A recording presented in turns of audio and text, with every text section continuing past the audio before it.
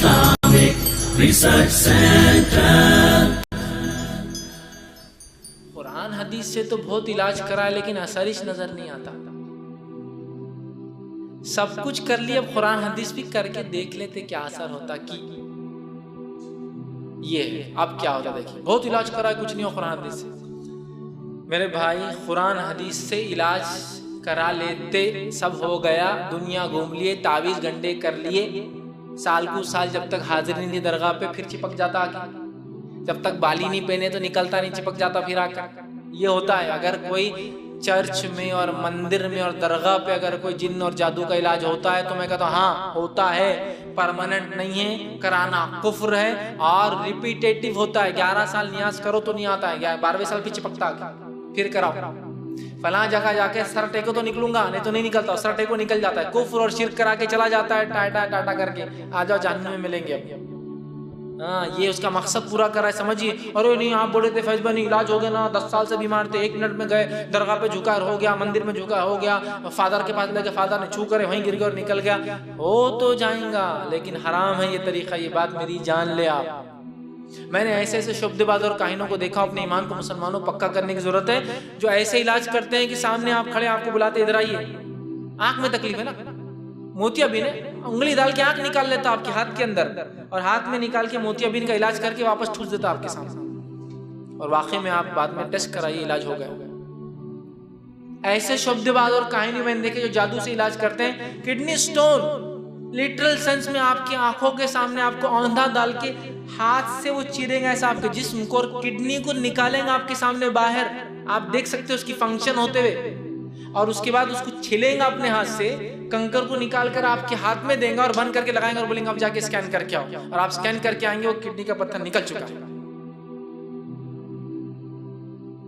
اب وہ کیا لگ رہا ہے شبد بازی کو چھوٹے, یہ چھوٹے سے ہائیسٹ لیول تک ہوتے ہیں.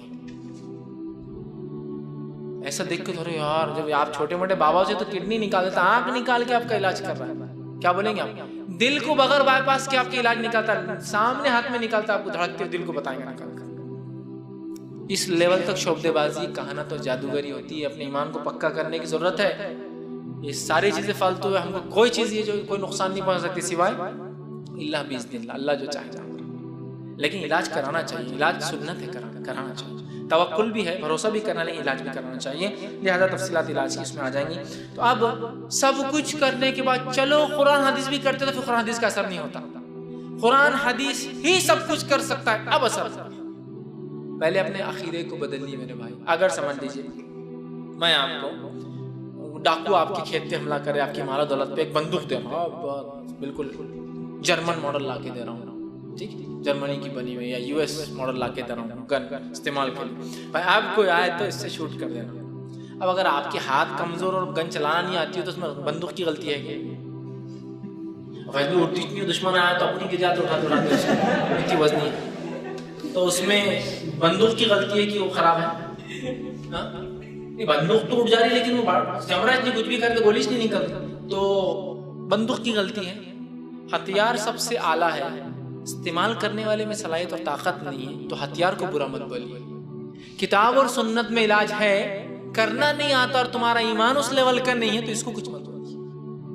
سب دنیا گھوم کے آ گئے اور آپ بول رہے چلو قرآن حدیث سے بھی کر لیتے, نہیں ہوتا, پھر فائدہ نہیں ہوتا, جاؤ پھر. یہ عقیدہ رکھنا ہوگا کہ اللہ کی کتاب, اس کے رسول کی سنت میں علاج ہے.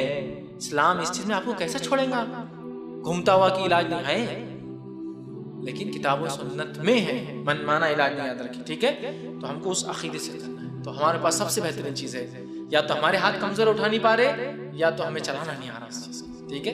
تو یہ غلط فہمی ہوتی ہے, اور علاج کرائے کچھ نہیں ہوتا, چھوڑ دیجیے. سیکنڈ, ایک سنہرا اصول, گولڈن رول یاد رکھیں. ایک سلف نے اپنے شاگردوں سے پوچھا, اے میرے شاگردوں, تم ایک راستے جاتے ہو, کتا بھوکتا ہے تم پر, کیا کرو گے اس کتے سے بچنے کے لیے؟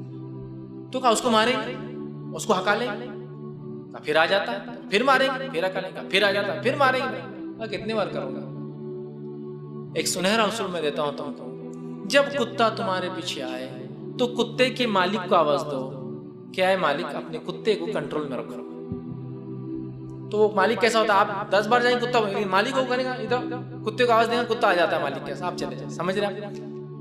تو کہا شیطان اگر تم پہ حملہ کرے تو تمہیں شیطان سے نہیں لڑنا ہے، شیطان کے رب کو آواز دینا ہے، چاہے شیطان کتنا بھی کچھ ہو، رب کا کتا ہی ہو، اس کے کنٹرول میں، اس کو کنٹرول میں رکھو، ختم۔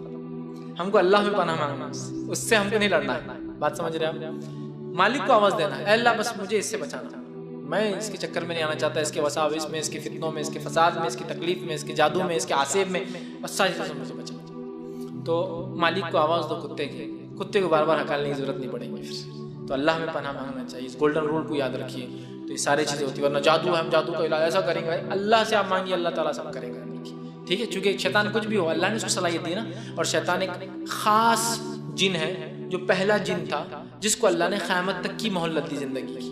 باقی سارے جن جیتے اور مرتے ہیں، مطلب پیدا ہوتے ہیں اور مر جاتے ہیں الگ الگ زندگیاں جی کر، لیکن شیطان ایک خاص ہے جو ان کا باپ ہے جنوں کا، ابلیس، اللہ نے اس کو قیامت تک کے لیے چھوٹ دی ہے۔ تو جس دشمن سے ہمارا پالا ہے بہت زیادہ ایکسپیرینس ہولڈر ہے، نوح علیہ السلام سے لے کر آدم علیہ السلام سے لے کر بہکاتے ہوئے آیا تو قیامت کی صبح تک بہکاتے رہے گا۔ اتنے ایکسپیرینس دشمن کے خلاف تو بہت ویل ورسڈ، جس کو ہم کہتے ہیں نا، بہت تیاری کے ساتھ جانے کی ضرورت ہے، اور ہم تو اتنی تیاری نہیں کر پائیں گے، لہٰذا اللہ کو آواز دو، اللہ اس سے بچانا، بس ختم۔ پھر اللہ تعالیٰ تو سب کر لیتا ہے، تو لہٰذا شیطان سے بچنے کے لیے ہمارے رب میں پناہ مانگے، اس سے مدد مانگے، تو انشاءاللہ خود وہ اس کو اپنے کنٹرول میں رکھیں گا۔ تو یہ چند باتیں تھیں جن اور جادو، اس کی حقیقت اور اس کے تعلق سے کچھ باتیں بہرحال رکھنے کی کوشش کی، مقصد یہ تھا ہم اپنے عقیدے کو درست کریں اور ان تمام چیزوں میں، ورنہ یہ جن اور جادو کا چکر انسان کو نہ صرف کفر تک لے جاتے ہیں، بلکہ یہ چکر میں لوگ اکثر شرک کرتے ہیں، اکثر شرک کرتے ہیں، اللہ کے علاوہ شریک کرتے ہیں، جھکتے ہیں، چاٹتے ہیں، کھاتے ہیں، چپکاتے ہیں، ماتھوں کو ٹیکتے ہیں اللہ کے علاوہ غیر اللہ کے سامنے۔ لہٰذا میں نے کوشش کی کہ کچھ باتیں مخلصانہ انداز سے سمجھاؤں کتاب و سنت کی روشنی میں۔ میرا اس سے کوئی مقصد کسی کو برا کہنا یا کسی کو بھلا کہنا، میرا مقصد صرف یہ تھا، لوگ اگر ہم مسلمان ہیں تو کتاب و سنت کا عقیدہ مانتے ہیں، تو وہ عقیدہ یہ ہے، اور جن اور جادو کے تعلق سے ہمارے رب نے، ہماری کتاب نے یہ تمام باتیں بتائی، اس کے تعلق سے اگر ہم محتاط رہ کر یہ کام کریں گے تو انشاءاللہ علاج بھی ہوگا، فائدہ بھی ہوگا، اور اگر دنیا میں جادو کا علاج نہ ہو سکا قرآن حدیث سے کسی وجہ سے، اللہ کی مرضی اور یہ تقدیر تھی ہماری، تو یاد رکھیے آخرت میں بدلے کے لیے تیار رہیے انشاءاللہ بہترین، کہ میرے رب نے اگر مجھے یہاں آزمائش میں رکھا، یہ جن اور شیطان نے مجھے چھوڑا نہیں، تکلیف دیتے رہے، اسی میں مر گیا، تو انشاءاللہ جس روز قیامت میں اس کا ضرور اپنے رب کے پاس بدلا پاؤں گا، اور اگر اللہ نے چاہا تو انشاءاللہ مجھے وہ شفا دیں گا، شفا بھی اللہ کی طرف سے، اگر وہ رہتا بھی تو اللہ کی طرف سے، اس لیے کہ کوئی برائی ہم کو نہیں چھوتی مگر وہ اللہ کی طرف سے ہوتی ہے، اور کوئی خیر ہم تک نہیں پہنچتا وہ بھی اللہ کی طرف سے ہوتا ہے۔ لیکن کوشش ہم کریں گے علاج کی، لیکن نہ بھی ہو تو ہم توکل کریں گے اللہ پر، کفر اور شرک کی طرف نہیں جائیں گے، اللہ کو چھوڑ کے کسی کے سامنے نہیں جھکیں گے، کسی اور کے لیے نظر و نیاز نہیں کریں گے، تعویذ، گنڈے اور سیپی، موتی، کوڑی اور تاگی اور پتلے اور سوئی اور کیلے، یہ سب چیزیں اس کا علاج نہیں ہے، ان میں کوئی شفا نہیں ہے۔ نبی اکرم صلی اللہ علیہ وسلم نے بددعا دی، اللہ جو تعویذ باندھے اس کا کام کبھی نہ ہو۔ ایک صحابی آئے اور ان کے کڑا تھا، ابتدائی دور تھا اسلام میں، کڑا تھا، کہا کیوں باندھا ہے؟ کہا یہ بیماری سے بچاتا ہے جلد کی، تو کہا اتار دے ورنہ اللہ تجھے اس میں ڈال دے گا۔ ایک روایت میں فرمایا جس نے تعویذ پہنا من اللہ تمیمۃ فقد اشرک، اس نے شرک کیا۔ دوسری روایت میں فرمایا جس نے تعویذ پہنا وکل الیہ، اللہ اس کو اسی کے حوالے کر دیتا ہے۔ تو میرے بھائیوں اور بہنوں، تعویذ گنڈوں میں اس کا کوئی علاج نہیں ہے، الٹے پر کی مرغیوں میں، منگل اور جمعرات میں اس کا کوئی علاج نہیں ہے، کوئی اماوس اور پورنیما میں اس کا کوئی علاج نہیں ہے، کوئی بابا اور سنت اور مہنت کے پاس آپ کو جانے کی ضرورت نہیں ہے، کتاب و سنت سے آپ خود بھی علاج کر سکتے ہیں، انشاءاللہ اس کا طریقہ آئیں گا DVD کے اندر ویڈیو میں۔ اور اس کے علاوہ جو قرآن اور حدیث کے ماننے والے راکی اور معالج ہے انہی کے پاس جائیے، جو نام نہاد نہیں بلکہ حقیقت میں کرتے ہیں، ان کے پاس جائیے اور ان سے علاج کروائیے، تو ہی بہرحال، ورنہ ہمارے اچھے خاصے عقیدے سے یہ لوگ کھلواڑ کر لیں گے اور دنیا تو ہاتھ سے چلے جائیں گے، آخرت بھی کہیں نہ چلے جائے۔ اللہ تعالیٰ سے دعا ہے کہ اللہ سبحانہ تعالیٰ جو کچھ کہا سنا ہے اس عمل کی توفیق عطا فرمائے، ہم تمام ہر قسم کے فتنے اور فساد، جادو اور جن سے ہماری حفاظت عطا فرمائے، ہم تمام کو ہر قسم کی بیماریوں سے ہمیں جو ہے بچائے، ہمیں کتاب و سنت کے مطابق اپنے علاج کرنے کی جو ہے توفیق عطا فرمائے، ہم تمام کو کتاب و سنت کے اور توحید کے عقیدے پہ قائم رکھنا ہمارے لیے آسان کرے، جب تک ہمیں زندہ رکھے اسلام اور ایمان پر ہمیں زندہ رکھ، ہمارا خاتمہ ایمان پر ہو، آخر دعوانا الحمدللہ رب العالمین، سبحان ربک رب العزت عما یصفون وسلام علی المرسلین والحمد للہ رب العالمین۔